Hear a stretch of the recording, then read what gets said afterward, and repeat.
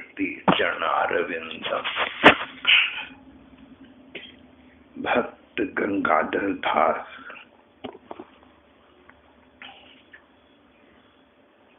लगभग 500 बरस पुरानी घटना है।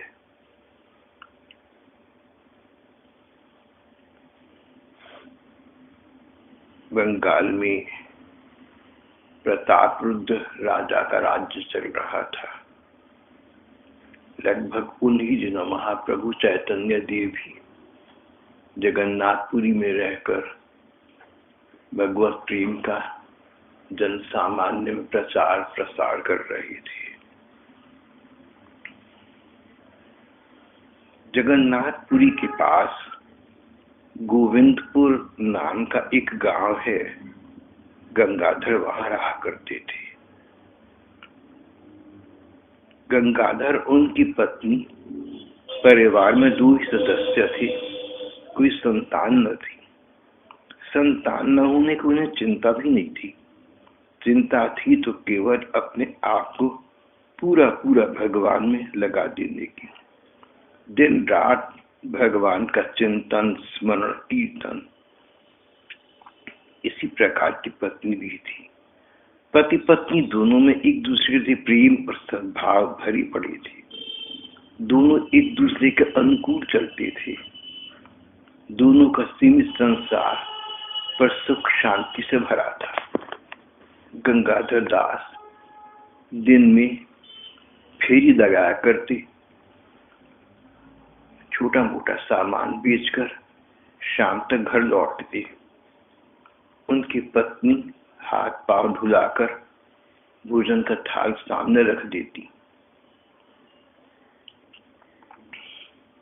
एक बार पत्नी ने गंगाधर से कहा कि मुझे अपने को संतान न होने का कोई कष्ट नहीं है, पर मोहल्ले की महिलाएं मुझे बहुत ताने देती हैं। उन्होंने मेरा जीवन दुभर कर दिया। मुझे देखकर कई तो मुंह फेर लेती हैं, मेरे पास खड़ी होना नहीं चाहती। एक ग्वाली की बहू ने आज कहा, आ तेरी मुंह में आग लगा दूं। इस प्रकार के अपशब्द जो मैंने कभी सुने नहीं। मैं कहती हूँ, आप किसी ब्राह्मण पुत्र को अपना पुत्र बना लो, किसी दरिद्र बालक को क्रय कर लो, संकट दूर हो जाए। कहते कहते पत्नी श्रिया रो पड़ी। गंगाधर का विचार दूसरे प्रकार का था। पहले भी पत्नी ने ऐसी बात कभी की थी, पर गंगाधर ने ध्यान न दिया। सुनी अनसुनी करती। वे माया मोह में पड़ना नहीं चाहते थे। सोचते थे कि निसंतान रखकर भगवान हमसे हमारा हृदय, हमारा समर्पण पूरा पूरा हुआ चाहते हैं। हमारा मन संसार की माया मोह में न पड़े, संसार की माया जाल में न पड़े, इसलिए भगवान ने हमें जानबूझकर संतान नहीं दी। गंगाधर दास उच्च कोटि के भक्त थे, तो इस प्रकार का विचार उनके लिए सहज था। साधारण संसार में तो ये सोचना बड़ा कठिन है, पर गंगाधर दास भक्ति भाव वाले थे, भगवत विश्वासी थे।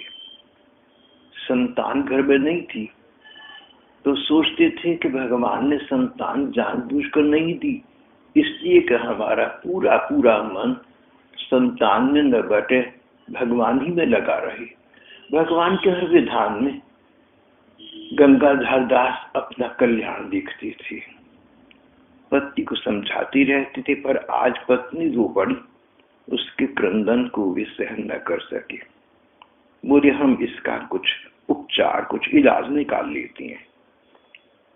गंगाधर दास जगन्नाथपुरी के पास गांव में रहते थे।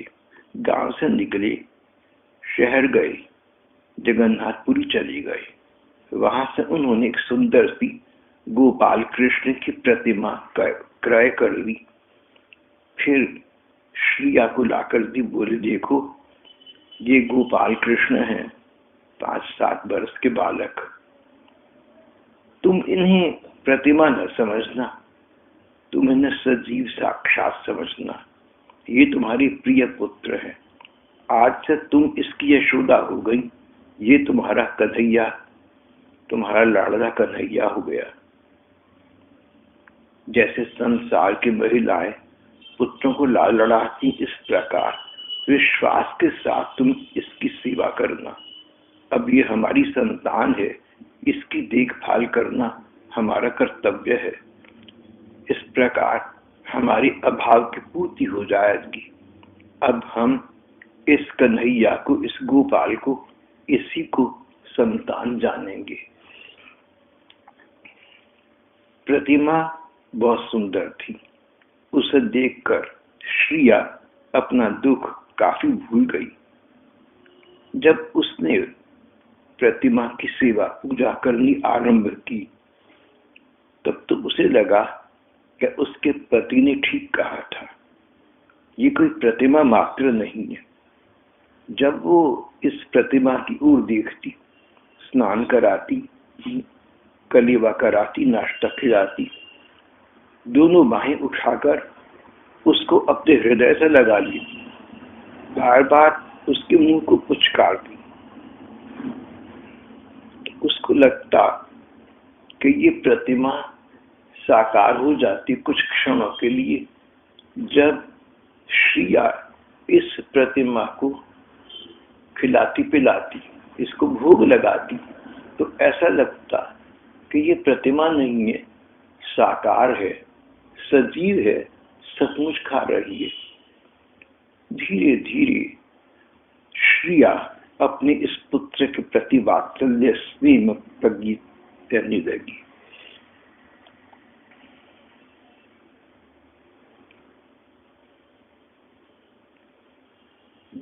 कथा के संपादक बीच में टिप्पणी करके कहते हैं कि श्री कृष्ण भगवान हैं। संसार में सभी रूप भगवान के हैं और भगवान अवतार लेकर आके 24 अवतार विशेष माने गए। भागवत में 22 अवतारों का वर्णन आता है और 10 अवतारों को विशेष माना गया। उन 10 अवतारों में 2 अवतारों को साक्षात भगवान, अवतार नहीं साक्षात भगवान माना। जैसे एक व्यक्ति यहाँ से उठे और हवाई जहाज से दिल्ली या लंदन पहुंच जाए, व्यक्ति वही है, बस उसने अपने प्राण भर ली। इस प्रकार भगवान राम को और भगवान कृष्ण को, कृष्णस्तु भगवान स्वयं साक्षात श्री कृष्ण परमात्मा है, अपने धाम से उठे, इस पृथ्वी पर सीधे सीधे आ गए।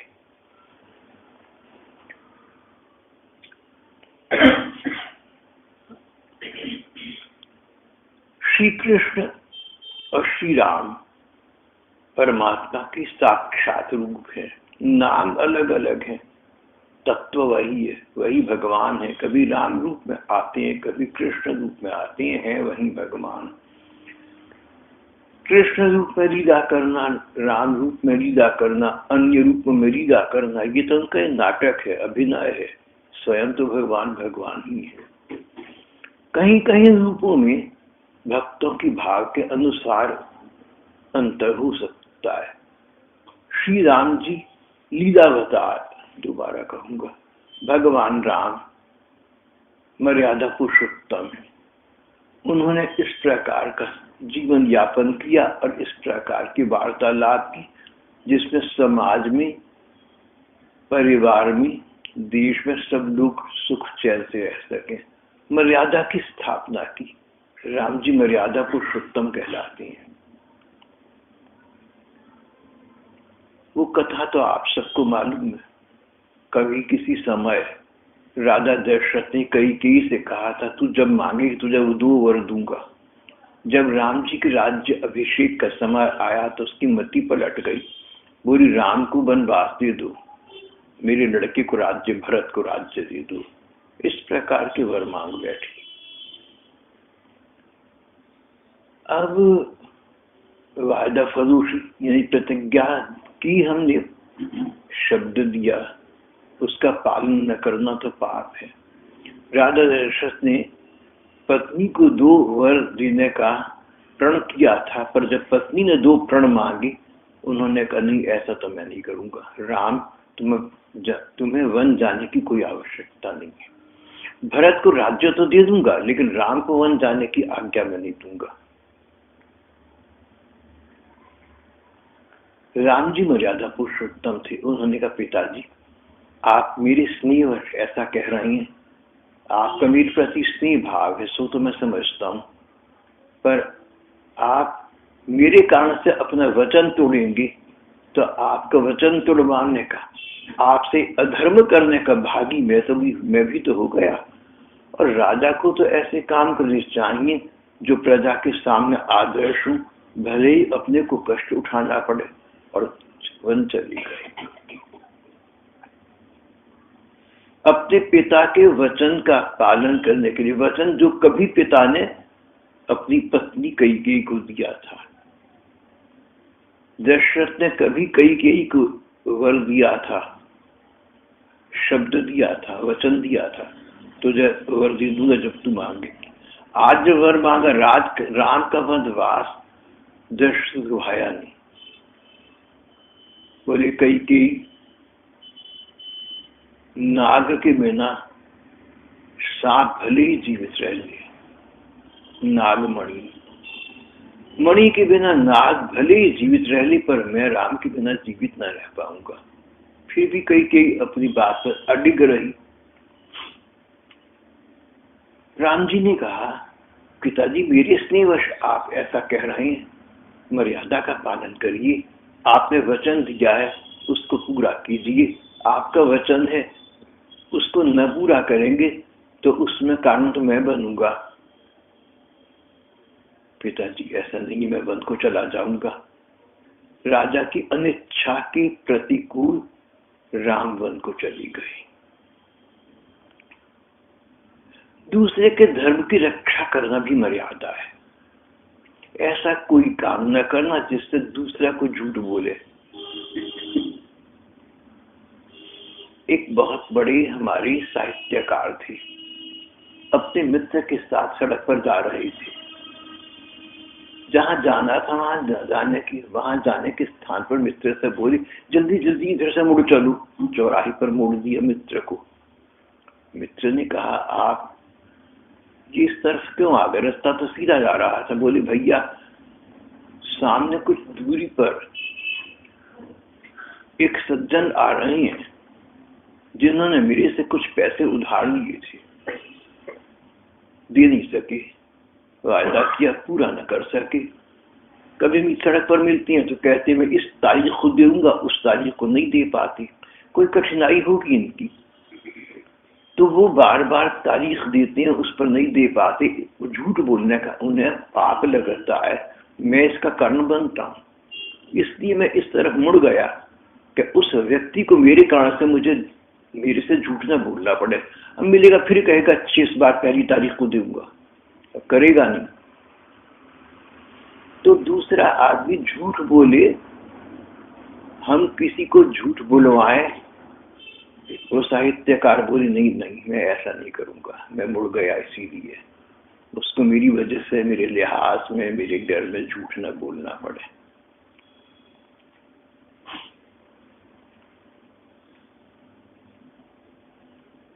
पुरानी बात है, हम लोग कहीं और रहते थे, 25 बरस हो गए। कीर्तन की ढोलक टीढ़ी पड़ गई। कोई महिला, ये काम औरत जानती थी, ये मोहल्लों में घूमती थी, उसको बुलाया। जितने पैसे उसने मांगे, यहाँ की बहनों ने कहा तो तुम ज्यादा पैसे मांग रही, थोड़ी कम पैसों पर बात तय हो गई। ढोलक तैयार कर दी उसने। मैंने कहा, अम्मा तू ज्यादा मेहनत ना कर, चलता काम कर दी, थोड़ा बहुत चालू करके चली जा। चली गई तो यहाँ के बहन भाई मुझसे बोले कि आपने ये उसको क्या कह दिया कि चलता काम कर, तू मेहनत ना ज्यादा कर। मैंने कहा कि जब उसे पैसे कम मिलेंगे तो चलता काम ही करेगी। अब कहेगी तो कि मैंने पक्का काम कर दिया, करा कच्चा काम, झूठ बोलेगी, उसको पाप लगेगा, उसका दंड पाएगी। मैं नहीं चाहता कि ये इस जन्म में या अगर ये किसी दंड में सजा पाए इसलिए कि हम लोग इसके कारण बने, नहीं नहीं, हमारा काम तो दंड से मुक्त कराना है, हो सके तो सहायता करना है।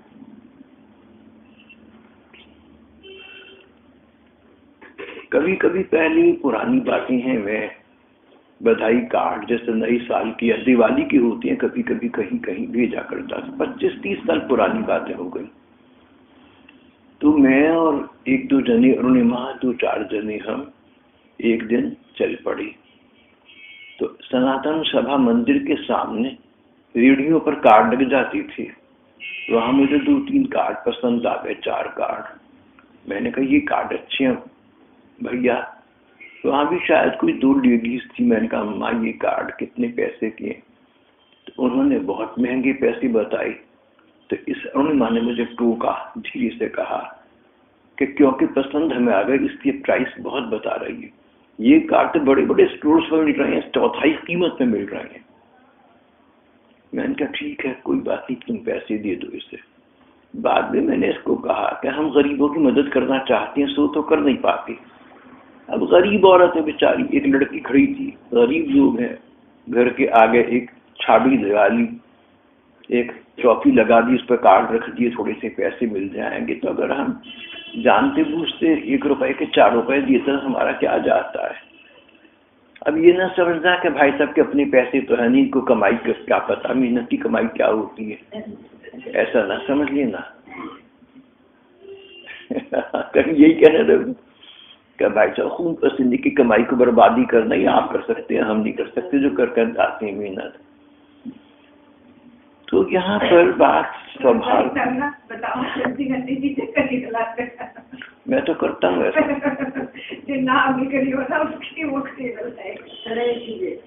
हाँ बिल्कुल करता हूँ। वृंदावन में यमुना जी के किनारे 1-1 रुपए की किताबें, छोटी सस्ती अखबारी कागज की बिकती हैं। वो भागे फिरते हैं लोग, ये हमसे मुसाफिरों को परदेसी समझ कर 1 रुपए के 4 रुपए बता दिए थे। वहां भी मैंने यही किया। मैंने कहा जो ये मांग रहे हैं दे दो इन्हें,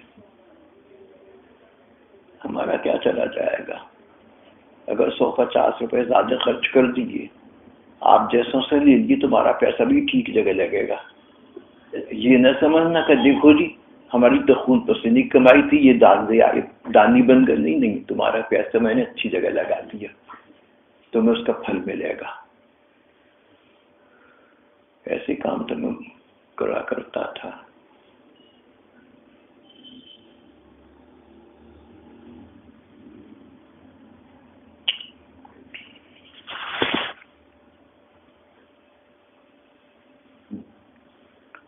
संपादक कहती हैं कि गंगाधर और उनकी पत्नी श्रिया दोनों गोपाल जी की प्रतिमा को साकार सजीव गोपाल जी, जिंदा गोपाल जी समझकर उनसे प्यार करने लगे। कभी उन्हें फुचकारते, कभी लाल लड़ाते, कभी हृदय से लगा लेते, जैसे सचमुच बच्चों को करते हैं।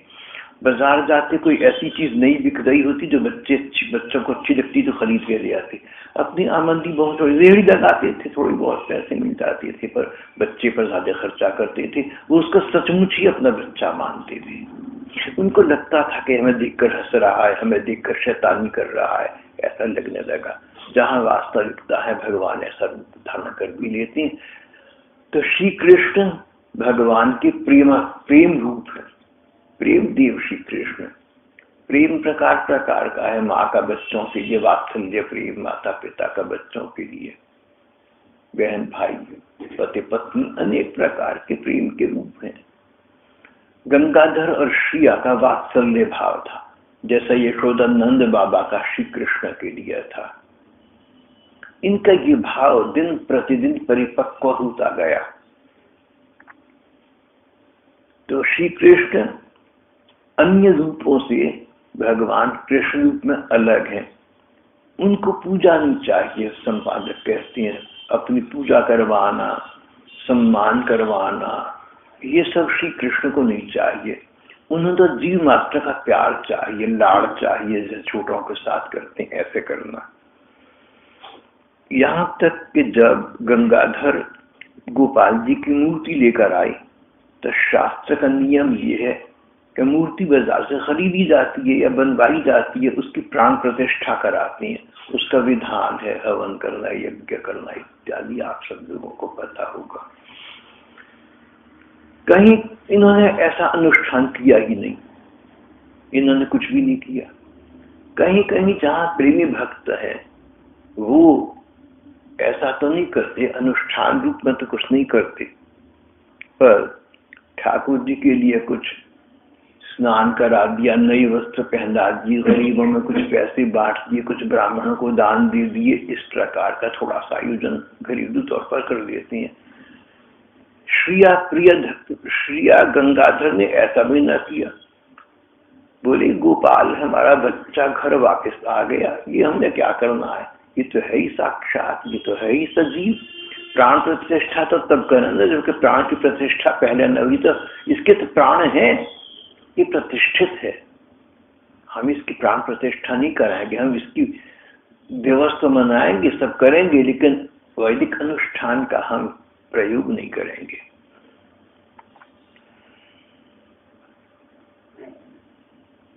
अभिषेक भी नहीं किया, बस उस बच्चे को लाड़ना आरंभ कर दिया, खाने पीने की चीजें सामने रखी, बच्चा है हमारा, देर के बाद घर पर आया है, ये खा ली वो खा ली, प्रकार प्रकार की वस्तुएं निवेदन कर दी। अब उनके हृदय में भगवान के प्रति भाव की प्रगाढ़ता थी, इसलिए भगवान उनको ऐसा रूप दर्शाते कि सचमुच भगवान की आंखों की डीली हिलती, भगवान उनको मुस्कुराते लगते, भगवान चंचलता से उनकी दूर देखते, उनको लगता कि भगवान ने दोनों बाहें फैलाई हैं कि हमें गोद में ले लो। ऐसी बच्चों वाली क्रीड़ाएं गंगाधर और श्रिया को दिन प्रतिदिन प्रतीत होती।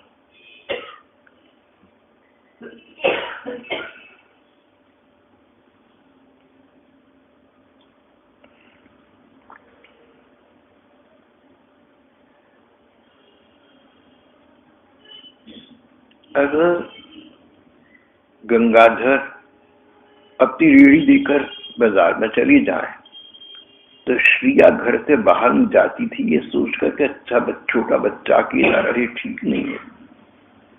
अब कभी जाना पड़ जाए तो बड़ी लाड़ लड़ाती, इसको पुचकारती, कहती अच्छा देख यहीं रहियो, कहीं भाग्यो मत, अभी अभी आई, अभी।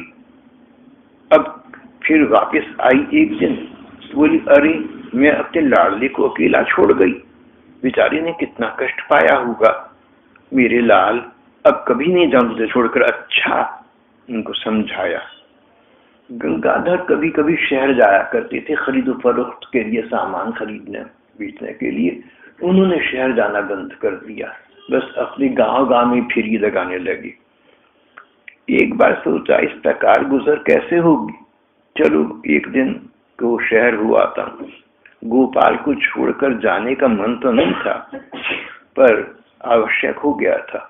आंखों में आंसू भर आई, पत्नी से बोली गोपाल को यत्न से रखना, देखो इसे कोई कष्ट न हो। फिर गोपाल से बोली लाडले मैं जल्दी आ जाऊंगा, तेरे लिए अच्छी अच्छी खाने पीने की खूब सामग्री कराऊंगा। गंगाधर और पत्नी श्रिया, गंगा और श्रिया दोनों यही जानते थे कि सचमुच हमारा बालक है, सजीव है, जिंदा है, जीते जी जीता है। जैसे यशोदा जी श्री कृष्ण को जानती मानती थी, ऐसे ये उस बच्चे को, गोपाल की मूर्ति को मानती। किसी अनिवार्य कार्यवश गंगाधर को शहर से आगे भी दूसरे शहरों में जाना पड़ा। बाहर उसको 3 दिन लग गए। 3 दिन 3 युग के समान बीते। ऐसा लगा कि मैं तो बहुत समय से आ गया, पता नहीं पीछे क्या होगा। 3 दिन 3 युग के समान बीते।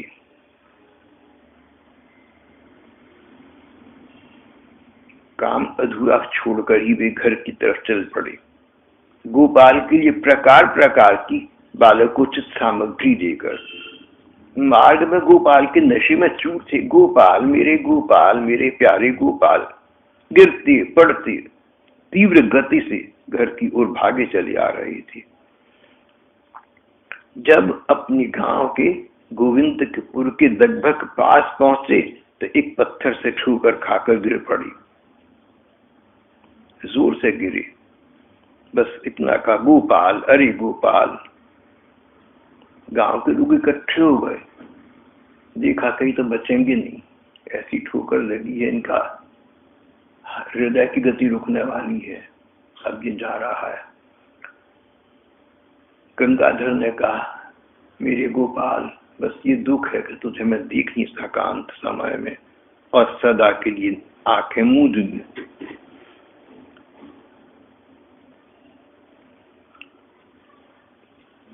गंगाधर की पत्नी श्रिया को गांव के लोगों ने भागकर जाकर जितना शीघ्र हो सका ये सूचना दी। अरे क्या कहें तेरे से, देख गांव के बाहर तेरा पति वो तो मरा पड़ा है। श्रिया सुनते ही मूर्छित हो गई। जब तक होश आई तब तक और भी बहुत से लोग आकर वही बात कह रहे थे। उसकी आंखों के सामने अंधेरा छा गया, सिर घूमने लगा, रो पड़, गोपाल तेरे पिता जाते रहे, मैं क्या करूं, तू बता मैं क्या करूं, तू तो सब कर सकता है, कुछ कर दे। और जब माँ के मुंह से ये बात निकली तो उसको लगा कि गोपाल कह रहा है, माँ रो मत, बाबा मरे नहीं, थकान में चूर होकर गिर पड़ी हैं, बेहोश हो गए हैं, तू जा वहां पर कह कि तेरा बेटा गोपाल तेरी प्रतीक्षा कर रहा है, वो आ जाएगी। अब श्रिया को तो ये विश्वास था कि बेटा है, सच बोल रहा है। रोती धोती वहां पर पहुंची और अपने पति देव से बोली कि ऐसी पृथ्वी पर पड़े हो, मैं तो तुम्हें लेने आई हूं, तुम्हारा गोपाल घर पर अकेला है, तुम्हारे बिना रो पड़ रहा है। देखते देखते गोपाल की इच्छा से गंगाधर के मृतक शरीर में प्राणों का संचार उठ गया। गंगाधर दास उठ बैठे और जैसे नींद से जागे हूं इधर उधर देखकर बोले, तुम यहाँ? और गोपाल, पत्नी को गोपाल ठीक है, कुशल से, पर तुम्हारी याद कर रहा है, बुलाया है, चलो शीघ्र चलो। बिना सोचे पति पत्नी दोनों घर की ओर घर पहुंच गए। घर पहुंचकर दोनों गोपाल गोपाल कहकर गोपाल को हृदय से लगा लिया, बार बार पुचकारा। बड़ी देर तक यही दृश्य चलता रहा। समय कुछ बीत गया। एक दिन गंगाधर ने कहा कि गोपाल, सब कहते हैं कि तू परमात्मा है और तूने नंद बाबा यशोदा को सारी दौलत बख्श दी, सारा रुपया पैसा दे दिया, पर देख मुझे तो लगता नहीं ऐसा। अगर तू परमात्मा होता, तेरी ताकत होती, तो भला मैं तेरा बूढ़ा बाप जैसे तैसे कर भी लगाता हूँ, तू मुझे लगाने देता। अगर तेरे पास है कोई शक्ति तो तू मेरे पास इतने पैसे घर में दे दी कि मैं तेरा बूढ़ा बाप, मुझे जाना न पड़े। और ये कहते कहते सो गए। सपनों में उन्हीं गोपाल ने कहा, बाबा कष्ट कैसा, जो धन संपत्ति तुम्हें चाहिए तुम्हारे घर में सब आ गई है, तुम्हारी इच्छा जो होगी सब पूरी हो जाएगी। अचकचाकर गंगाधर ने आंखें खोली, देखा घर में बहुत सामान है, बहुत पैसा रुपया। चकित हो गए। आधे क्षण को तो उन्हें विश्वास न हुआ कि मेरा घर है और मेरी घर की चीजें हैं, पर अंततः सत्य जब हृदयंगम हो गया तो सोचा चलो गोपाल ने इतना करा, जाकर उसको तो पुचकारूं। देखा तो गोपाल नहीं था। पत्नी रो पड़ी, बोली आपने क्या मांग लिया रुपया पैसा? गोपाल चला गया। संपादक कहती हैं कि भगवान से प्यार मांगो तो प्यार देती हैं, एक चीज देती हैं, या प्यार मांगो प्यार दे देंगे, पैसा मांगो पैसा दे देंगे। गंगाधर ने पैसा मांग लिया अनजाने में, भोलेपन में, जैसे भी, तो गोपाल पैसा देकर अपने स्थान को चले गए। पति पत्नी दोनों आहत हो गए, दुखी हो गए, बोले इससे तो हमें कुछ ना मिलता तो अच्छा था, हम तो चाहते ही नहीं थे। और देखते देखते गंगाधर उस विरह को सहन न कर सका। गंगाधर ने कहा, मेरी मूर्खता है, मेरी नादानी है, मैंने अपने गोपाल से भला पैसा क्यों मांग लिया, भला मैं पैसे के बिना रह जाता, गोपाल तेरे बिना मैं रह ना पाऊंगा, तो मुझे अपने पास बुला ली। हाहाकार कर उठा उनका हृदय, करुण क्रंदन कर उठा, हृदय की गति रुकने लगी, मूर्छित होकर पृथ्वी पर गिर पड़ी। ऐसा भगवत प्रेम, इतना प्रगाढ़ कृष्ण प्रेम। और देखते देखते उनके प्राण पक्षी उड़ गए। गांव एकत्रित हो गया, पर श्रिया ने कहा कि पुत्र और पति दोनों चले गए, मैं जीकर क्या करूंगी। पति की चिता के पास जा उपस्थित हुई, गोपाल का नाम ले रही थी, बस इतना कहा, हे अग्निदेव तुम्हें नमस्कार है, चंद्र सूर्य तुम्हें नमस्कार है, हरिहर तुम्हें नमस्कार है, मैं अपनी पति के साथ अग्नि में आत्मसमर्पण करना चाहती हूँ, मुझे आशीर्वाद दो, मुझे आत्महत्या का दोष न लगे। जो पत्नी पति के साथ सती हो गई उसको आत्महत्या नहीं माना जाता, ऐसा धर्म ग्रंथ कहते हैं। कहीं कहीं हमारे धर्म ग्रंथों में सती प्रथा का वर्णन आता है, पर प्रायः नहीं है। ये गलत बात लोग समझते हैं कि सती सब हो जाया कर, कोई भी नहीं होते थे, बहुत कम रिवाज था। महाभारत युग में कितनी जो हमारे योद्धा मर गए, कौरव पांडव पक्ष किसी की पत्नी सती नहीं हुई। हमारे देश के लोगों को ऐसा समझ में आया है कि पुराने हिंदुस्तान में पति के मरने पर पत्नी सती हो जाती थी, कोई कोई पत्नी हो जाती थी अपनी इच्छा से, जो रह न सके उसको फिर सदगति भी प्राप्त होती थी। लेकिन ये परिपाटी नहीं थी, या वेदों की आज्ञा ऐसी नहीं है। मुझे आशीर्वाद दो, आत्महत्या का दोष मुझे न लगे। राजा दशरथ की मृत्यु हो गई, 3 पत्नियां थी, एक भी सती नहीं हुई। ये तो आप सबके सामने है ना। जब राजा दशरथ की मृत्यु हुई, 3 पत्नियां विधवा हो गई, तीनों में से एक भी नहीं सतीपन की बात नहीं करी, कुछ भी नहीं हुआ। जबकि आदर्श पत्नियां थी, वो तो सच्ची प्रेमिका थी अपनी पत्नी की, सच्ची, बिल्कुल 100%।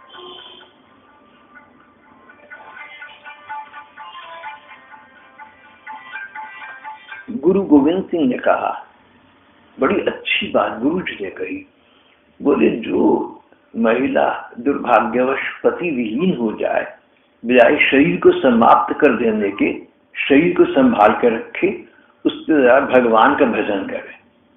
अपने अभी परलोक सुधर गया और पति जहां भी होंगे उनकी आत्मा को शांति मिली।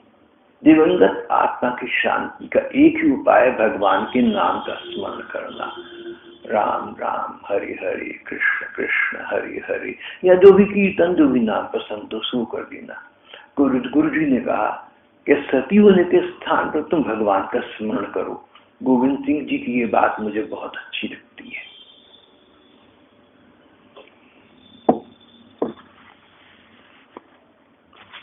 श्रिया अपने पति के साथ अपने को भी उसने समर्पित कर दिया।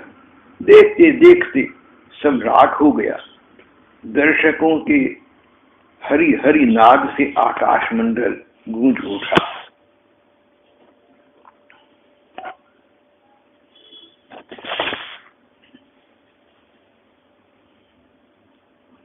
गोपाल के विषय में चलते चलते जाते जाते गंगाधर ने कहा, तो गोपाल मुझे भी अपने पास बुला ले। और माँ ने भी पति के साथ सती होते समय यही कहा कि हम दोनों गोपाल के माता पिता हैं, गोपाल हमें अपने धाम में हम अपने पास बुला ले, अब हम जी कर क्या करेंगे। इतनी धन संपदा दे तो था तो भगवान ही, पर भगवान था तो हम तो उसके माता पिता है ना, उसका कर्तव्य बनता है कि हमें अपने साथ और अपने पास बुला ली। ये कहकर दोनों ने अपने प्राण विसर्जित कर दिए थे। उसी समय जितने लोग उपस्थित थे सभी ने देखा कि आकाश में जैसे बिजली चमकती हो ऐसी दो ज्योतिष शिखाएं चिता से ऊपर उठी। दो ज्योतिष शिखाएं ऊपर उठी। सबने ऊपर देखा, लगा कोई विमान है, कोई दिव्य विमान है। उसमें दो ये जीवात्माएं, ये दोनों श्री और गंगाधर सुखपूर्वक विराज रही हैं। उनका दिव्य शरीर हो गया था, दिव्य शरीर हो गया, चिन्मय शरीर हो गया। भौतिक शरीर तो नहीं रहा, जिसे शरीर की मृत्यु कहते हैं सो तो हो गई, पर शरीर अब उनका भौतिक न रहा। जो भौतिक शरीर था वो तो अग्नि में विसर्जित हो गया, बात समाप्त हो गई। लेकिन उनकी जीवात्मा को दिव्य रूप मिल गया, चिन्मय रूप मिल गया, भगवान जैसा रूप मिल गया। और दो अग्नि शिखाओं की भांति उस सबको ऊपर आकाश की ओर उड़कर मानो जा रहे हूं। सबने देखा कि उनके चेहरे पर एक शांति है, एक प्रकाश है, एक तेज है, एक अनिर्वचनीय सुख है। श्रिया गंगाधर दोनों जब तक रही ठाकुर जी की सेवा में लगे रहे, वात्सल्य भाव से भगवान की सेवा करती रही। अंत में उन्हीं भगवान के लिए अपने प्राण समर्पित कर दिए। उन भगवान ने उनको अपने नित्य धाम में, अपने नित्य सुख धाम में बुला लिया। संपादक कहते हैं इसमें कौन से आश्चर्य की बात है। दो ज्योतिष रेखाएं चिता से उठकर ऊपर आकाश में विलीन हो गई। ये चमत्कार एक व्यक्ति नहीं, सभी ने देखा। जो सभी को दिखे वही चमत्कार है। जो श्रद्धालुओं को दिखे, हो सकता है उनकी केवल श्रद्धा हो, उसके दिखता हो, लेकिन यहाँ पर सभी को ऐसा दिखा। फिर तो सभी ने भगवान नाम का आश्चर्य जय जयकार किया, संकीर्तन किया। श्रिया गंगाधर का जय जयकार किया, भगवान नाम का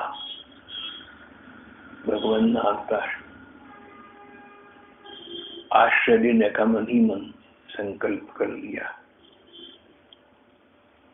नाम नाम कार्य बहुधा निज सर्वशक्ति तत्सार्पिता स्मरणित नियमेन काल एतदृशि तव कृपा भगवन् ममापि दुर्दैव निदृशिनः जनिनानुरागः। प्रेमावतार प्रभु चैतन्य देव ने इस श्लोक में कहा, सारे जीवों ने 8 श्लोक लिखे, उनमें से ये पहला है।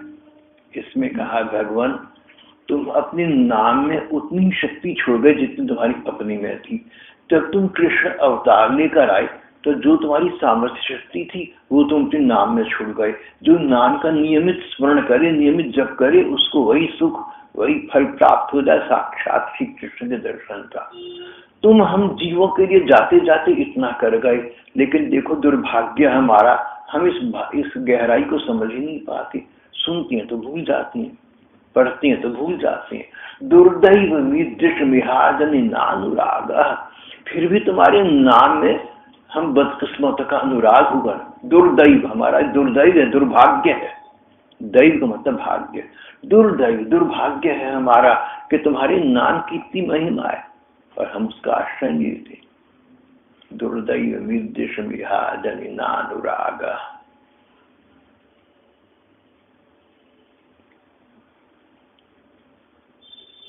और दूसरा श्लोक क्या है शिक्षाष्टक का, किसी को याद है? ये वो दूसरा है, पहला?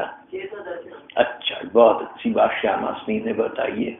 ये दूसरा श्लोक था। पहला श्लोक है, चेतो दर्पण मार्जनम भव महादावाग निर्वापरणम श्रेय कैरव चंद्रिका वितरणम विद्यावधु जीवनम सर्वात्मस्तपनम परम विजयति श्री कृष्ण संकीर्तनम। परम विजयति, सर्वोच्च सफलता को प्राप्त कर रहा है श्री कृष्ण संकीर्तन। श्री कृष्ण का नाम संसार में जितनी सफलता या विजय हो सकती है, सबसे बड़ी विजय सफलता को नाम कीर्तन प्राप्त कर रहा है। हाँ, प्रभु चैतन्य के ये 2 श्लोक है। 8 श्लोक लिखे, 2 ये हैं। बहुत सुंदर श्लोक है। दुर्दैव मीदृश मिहाजनि नानुराग।